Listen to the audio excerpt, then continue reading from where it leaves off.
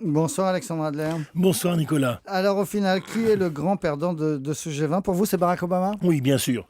Barack Obama avait déjà commencé à perdre en décidant de surseoir à la sanction. Il avait donné le sentiment qu'il hésitait.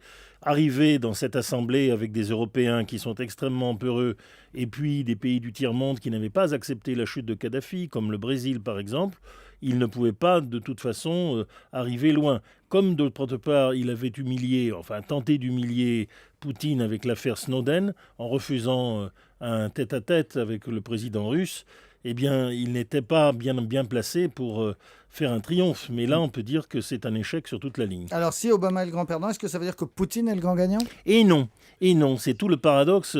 La vie politique est ainsi faite de complexité.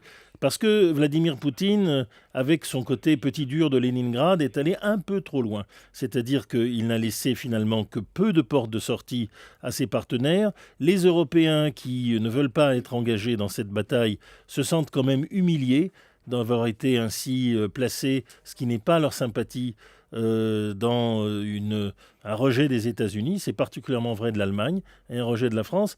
Et enfin, il faut bien quand même arriver à un moment où les Russes pourront donner une solution politique. On ne peut pas continuer ainsi. Et dans ces conditions, Vladimir Poutine espère sans doute un sommet avec le président iranien, peut-être un débouché politique. En tout cas, pour l'instant, il n'a esquissé, à part quelques phrases méliflues, aucune piste qui pourrait satisfaire les autres. Donc, c'est reine d'un jour, mais pas reine de toujours.